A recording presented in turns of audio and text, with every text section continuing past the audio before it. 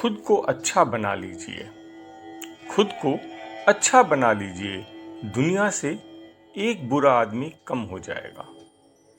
सुतांजलि, वर्ष 7, अंक 3, अक्टूबर 2023।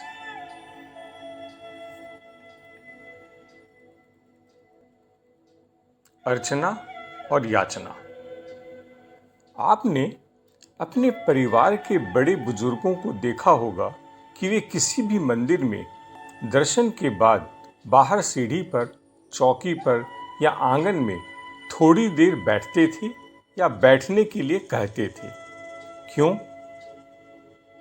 आजकल जो लोग मंदिर की पौड़ी, सीढ़ी पर, आंगन में बैठकर अपने घर की, व्यापार की, राजनीति की चर्चा करते हैं, परंतु यह प्राचीन परंपरा एक विशेष उद्देश्य के लिए बनाई गई। वास्तव में मंदिर की सीढ़ी पर बैठकर हमें एक श्लोक बोलना चाहिए। यह श्लोक है, अनायासेन मरणम बिना देन्थेन जीवनम देहांत तप सानिध्यम देहि में परमेश्वरम। यानी बिना तकलीफ के हमारी मृत्यु हो और हम कभी भी बीमार होकर बिस्तर पर पड़े पड़े मृत्यु को प्राप्त न हो। चलते फिरते ही हमारे प्राण निकलें। जब भी मृत्यु हो तब भगवान के सम्मुख हो, उनके दर्शन करते हुए प्राण निकलें। हे परमेश्वर, ऐसा वरदान हमें देना। परवशता का जीवन यानी हमें कभी किसी के सहारे न रहना पड़े। जैसे कि लकवा हो जाने पर व्यक्ति दूसरे पर आश्रित हो जाता है, वैसे परवश या बेबस न हो। ठाकुर जी की कृपा से बिना भीख के ही जीवन बसर हो सके, दूसरे की सहायता न लेनी पड़े। जैसे भीष्म पितामह की मृत्यु के समय स्वयं ठाकुर जी उनके सम्मुख आकर खड़े हो गए, वैसे ही उनके दर्शन करते हुए प्राण निकले। सबसे बड़ा दुख परवशता है और इसकी कामना करनी पड़ती है। ठाकुर से इसके लिए गुहार करनी पड़ती है। संपत्ति, संतान, जीवन साथी, धन, ऐश्वर्य आदि मांगने की जरूरत नहीं है। ये तो सांसारिक लोगों से भी प्राप्त हो सकते हैं, लेकिन जन्म और मृत्यु ही ऐसे हैं जिन पर हमारा कोई वश नहीं है।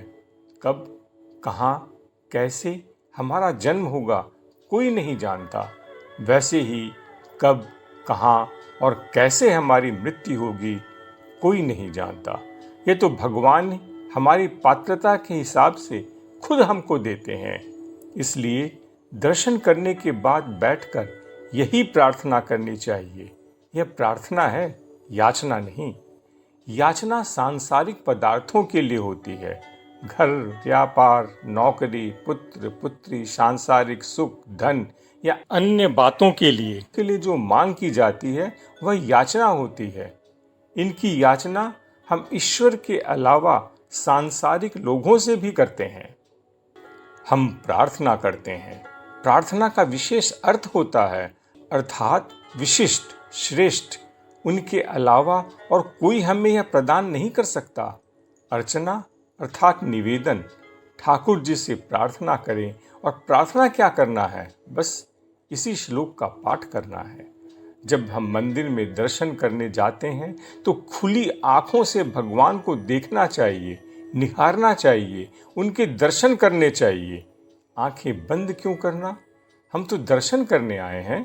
भगवान के स्वरूप का, श्री चरणों का, मुखारविंद का, श्रृंगार का संपूर्ण आनंद लें। आंखों में भर लें स्वरूप को, दर्शन करें और दर्शन के बाद जब बाहर आकर बैठें तब नेत्र बंद करके जो दर्शन किए हैं उस स्वरूप का ध्यान करें। और अगर ठाकुर जी का स्वरूप ध्यान में नहीं आए तो दोबारा मंदिर में जाएं और भगवान का दर्शन करें और उनके स्वरूप को हृदयंगम कर लें। नेत्रों को बंद करने के पश्चात उनका ध्यान करके उपरोक्त श्लोक का पाठ करें।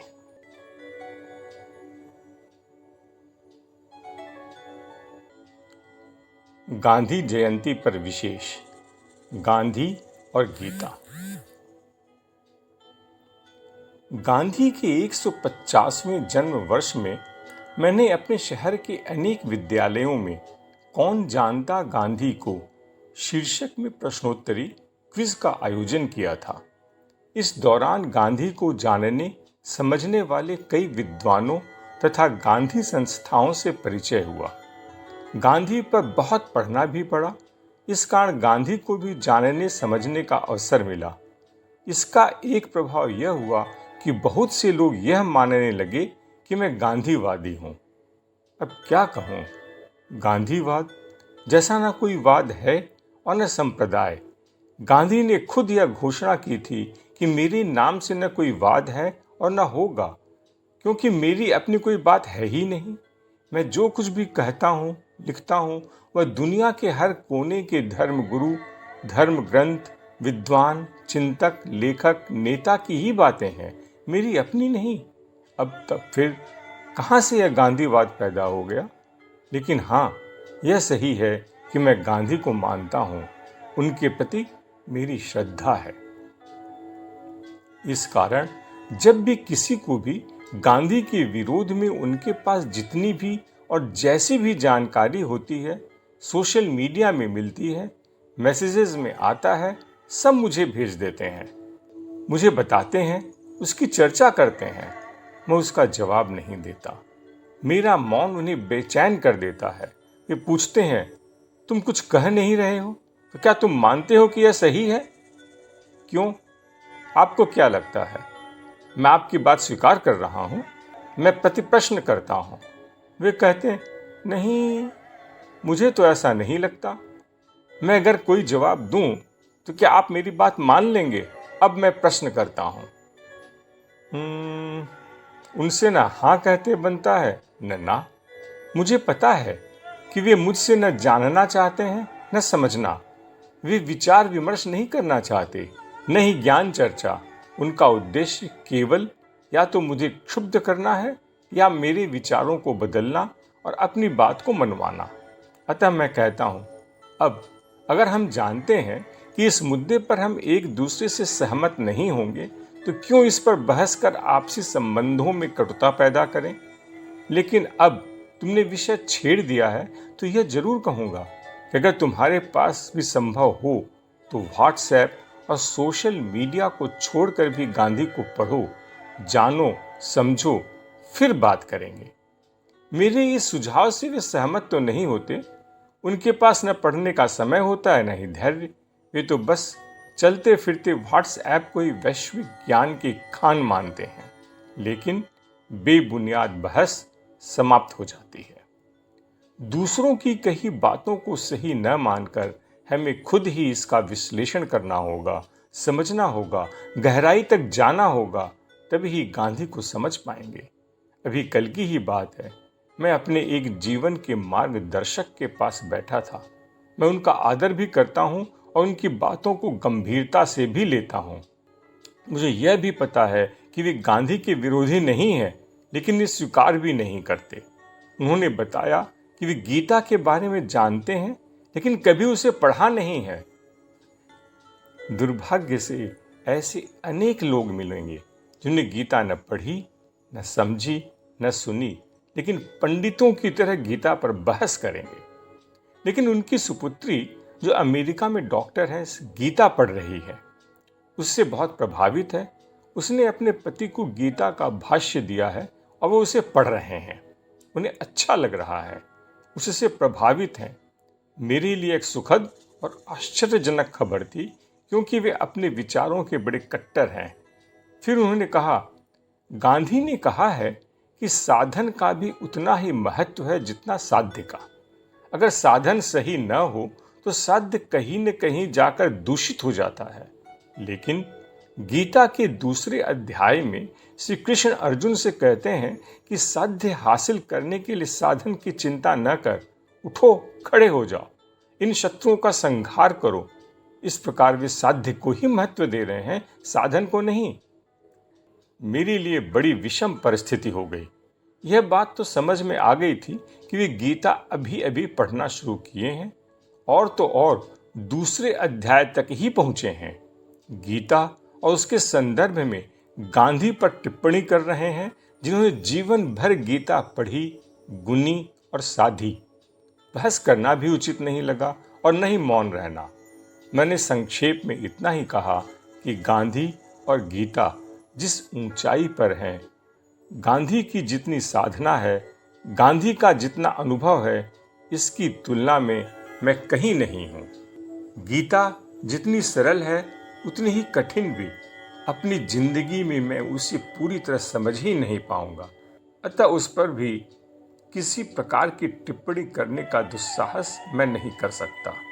सौभाग्य से उन्होंने भी बात को घुमा दिया। बात को सुलझते हुए देख मैंने 2 प्रसंग और जोड़ दिए। मशीन के बहिष्कार को लेकर विश्व के अनेक लोग गांधी से नाराज, मर्माहित और दुखी थे। प्रसिद्ध फिल्म अभिनेता और निर्माता चार्ली चैपलिन, जो गांधी के बड़े हिमायती थे, वे भी बड़े दुखी हुए। मौका मिलते ही वे गांधी से मिले, मशीन के बहिष्कार के मुद्दे पर उनसे चर्चा की। एक लंबी चर्चा के बाद वे वहां से पूर्ण तरह गांधी के विचारों से सहमत होकर निकले और उसके बाद अपनी प्रसिद्ध फिल्म द डिक्टेटर का निर्माण किया। अतः अब आज जब गांधी नहीं है, तब उनके दृष्टिकोण की व्याख्या कौन करेगा? हम अगर इतनी ऊंचाई पर पहुंचे तथा उनकी जैसी दूरबीनी दृष्टि हो तभी समझ सकते हैं, अन्यथा उस पर टिप्पणी न कर अपनी अज्ञानता कबूल करना ही उचित है। गांधी ने एक बात और कही थी, 100 में से 99 रास्ते अहिंसा के हैं। एक आखिरी रास्ता हिंसा का है, लेकिन वो आखिरी है। दुनिया के 99 मसले पहले 99 रास्तों से हल हो सकते हैं। कुरुक्षेत्र में युद्ध का शंख फूंकने के पहले श्री कृष्ण से अहिंसा से सुलह कराने के अनेक प्रयत्न किए, लेकिन हर प्रयत्न के असफल हो जाने के बाद ही युद्ध का निर्णय लिया गया, और जब यह निर्णय ले लिया गया, शंख फूंक दिए गए, उसके बाद पीछे हटना कायरता ही है। राम ने भी युद्ध का डंका फूंकने के पहले बिना युद्ध के मार्ग खोजने का प्रयत्न किया, लेकिन मार्ग न मिलने पर ही हिंसा का मार्ग अपनाया। गांधी ने भी बार बार यही कहा है कि अहिंसा कायरों का नहीं, बहादुरों का हथियार है। गीता भी जैसे जैसे हम एक के बाद एक अध्याय के पन्ने पलटते हैं, कई बार भ्रम पैदा करती है कि श्री कृष्ण तो विरोधी बात कर रहे हैं, लेकिन विश्लेषण करने पर समझ आती है कि नहीं, वे विरोधी बात नहीं कर रहे हैं, बल्कि दोनों मार्ग बताकर उनके दोष गुण की चर्चा कर रहे हैं, सुगम और दुर्गम मार्ग की चर्चा कर रहे हैं। हर इंसान दूसरे इंसान से अलग है। हर किसी को अपनी प्रकृति और प्रवृत्ति के अनुसार मार्ग का चयन करना पड़ता है। वह खुद अपना मित्र भी है और खुद ही अपना दुश्मन भी। गुरु मार्ग दिखा सकता है, लेकिन चलना तो उसे खुद ही पड़ेगा। कैसी भी टिप्पणी करने के पहले खुद अपना विश्लेषण करना चाहिए। बिना समुचित अध्ययन और स्वाध्याय के टिप्पणी करना शोभा नहीं देता है। संस्मरण जो सिखाती है जीना, भाव और दृढ़ विश्वास। रामदास जी जब प्रार्थना करते थे, कभी उनके होठ नहीं हिलते थे। शिष्यों ने पूछा, हम प्रार्थना करते हैं तो होठ हिलते हैं, आपके होठ नहीं हिलते? आप पत्थर की मूर्ति की तरह खड़े हो जाते हैं। आप कहते क्या हैं अंदर से? लेकिन अगर आप अंदर से भी कुछ कहेंगे तो होठों पर थोड़ा कंपन आ ही जाता है, चेहरे पर बोलने का भाव आ जाता है, लेकिन आपके चेहरे पर वह भाव भी नहीं आता। सुनकर संत रामदास जी ने कहा, मैं एक बार राजधानी से गुजरा। राजमहल के सामने द्वार पर मैंने सम्राट को खड़ा देखा और वहां एक भिखारी को भी देखा। वह भिखारी बस खड़ा था। फटे कपड़े थे उसके शरीर पर, जीर्ण जर्जर देह थी, जैसे बहुत दिनों से भोजन न मिला हो। शरीर सूख कर कांटा हो गया, बस आंखें ही दियों की तरह जगमगा रही थीं। बाकी जीवन जैसे सब तरफ से विलीन हो गया हो। वह कैसे खड़ा था, यह भी आश्चर्य था। लगता था अब गिरा तब गिरा। सम्राट उससे बोले, बोलो क्या चाहते हो। उस भिखारी ने कहा, अगर आपके द्वार पर खड़े होने से मेरी मांग का पता नहीं चलता तो कहने की कोई जरूरत नहीं। क्या कहना है? और मैं द्वार पर खड़ा हूं, मुझे देख लो, मेरा होना ही मेरी प्रार्थना है। संत रामदास जी ने कहा, उस दिन से मैंने प्रार्थना बंद कर दी। मैं परमात्मा के द्वार पर खड़ा हूं, वह देख लेंगे, मैं क्या कहूं। अगर मेरी स्थिति कुछ नहीं कहती तो मेरे शब्द क्या कह सकेंगे। अगर वह मेरी स्थिति को नहीं समझ सकते तो मेरे शब्दों को क्या समझेंगे।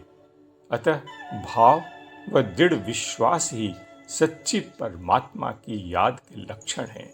यहाँ कुछ मांगना शेष नहीं रहता, आपका प्रार्थना में होना ही पर्याप्त है।